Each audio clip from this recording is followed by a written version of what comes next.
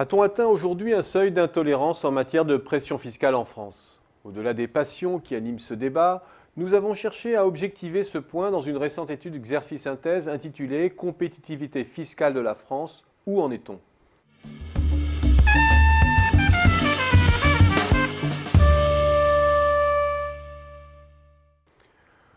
La compétitivité fiscale ne peut certes se réduire à la question de la pression fiscale pesant sur les entreprises. D'abord, parce que l'incidence de l'impôt est complexe. Doit-on imputer, par exemple, les cotisations employeurs ou salariés sur les salaires ou sur la marge de l'entreprise? Selon l'exposition concurrentielle de l'entreprise, le résultat diffère. Ensuite, parce que l'impôt peut avoir pour contrepartie des biens collectifs en infrastructure, en éducation, en assurance notamment, qui renforcent l'efficacité des entreprises et l'attractivité du territoire. Enfin, parce que les paramètres fiscaux décisifs varient selon le type d'entreprise ou le type d'opération. En témoigne la récente passe d'armes entre le patron de Total et Pierre Gattaz sur l'importance à accorder à l'ISF. Le point de vue n'est probablement pas le même pour un entrepreneur qui voit une désincitation, voire une diminution de son potentiel d'investissement, et un patron de grand groupe. La pression fiscale n'est néanmoins pas neutre à court ou moyen terme sur le partage de la valeur ajoutée. D'abord parce que les prix sont imparfaitement flexibles et d'autant moins flexibles que les gouvernements ont perdu le contrôle de la monnaie en zone euro. La fiscalité devient dès lors une arme décisive pour accroître la compétitivité et l'attractivité des territoires, voire pour détourner l'assiette taxable par une concurrence fiscale exacerbée.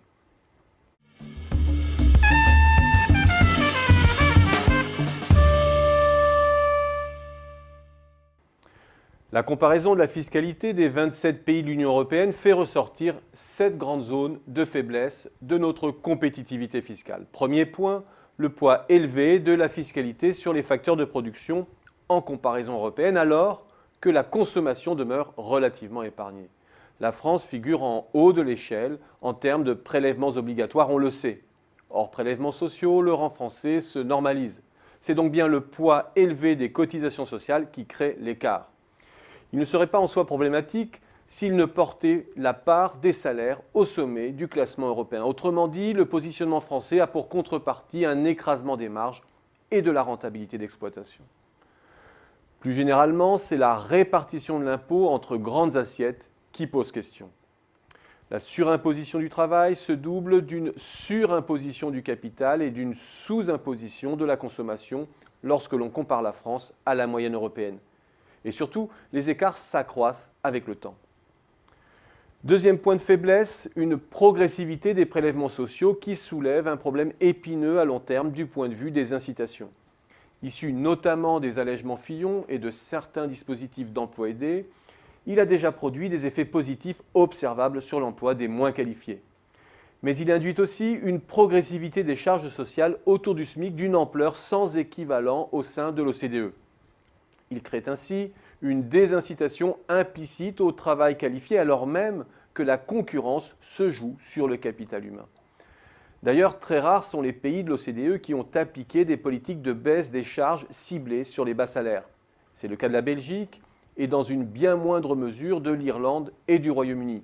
Tous les autres pays appliquent des taux constants, voire même des taux décroissants avec le salaire. C'est le cas notamment de l'Allemagne, des Pays-Bas et dans une moindre mesure de l'Autriche.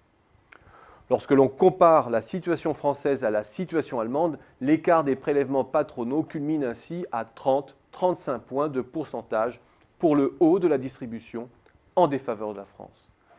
L'écart avec le Royaume-Uni est supérieur à 30 points sur l'essentiel de la distribution et ne descend jamais en dessous de 15 points, en dépit du profil progressif des cotisations britanniques.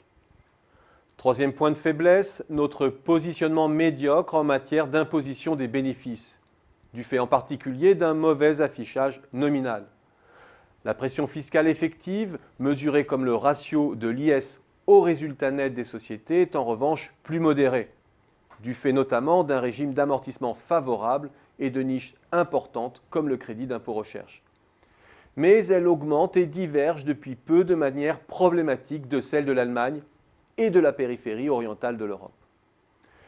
Quatrième zone de faiblesse, une imposition en cascade de l'activité des entreprises qui conduit à une pression fiscale record en Europe.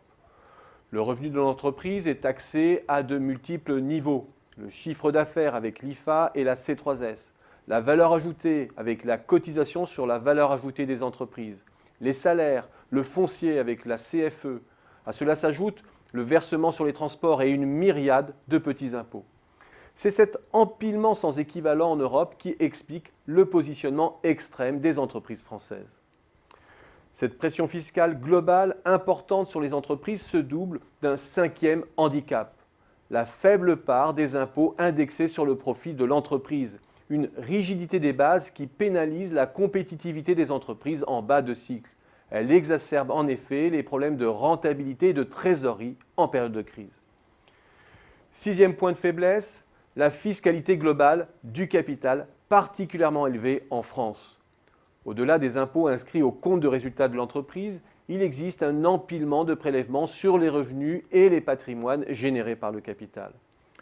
Le capital est taxé via les différents impôts prélevés sur les revenus ou les immobilisations de l'entreprise, puis au moment de sa distribution, il subit ensuite de multiples prélèvements à travers l'imposition du patrimoine et des plus-values. Cette multitaxation du capital renchérit le coût moyen du capital et, in fine, l'investissement productif. Il existe plusieurs acceptions de la fiscalité du capital et une multitude d'indicateurs à la fiabilité discutée. Néanmoins, les résultats sont convergents et placent la France dans les 2-3 pays de tête au sein de l'Union européenne. Enfin, dernier et septième point de faiblesse. Les incitations à l'entrepreneuriat sont médiocres, moins du fait de l'imposition de la tranche maximale de l'impôt sur le revenu, mais surtout du fait d'une fiscalité sur les dividendes et les plus-values de cession pénalisantes au regard de la moyenne européenne. Si l'on élabore alors un classement moyen construit simplement comme la moyenne des rangs concernant les différentes dimensions évoquées ici, il confirme la récurrence des mauvais classements français. Le classement de compétitivité montre que le handicap dont souffre l'économie française est particulièrement aigu vis-à-vis de l'Allemagne.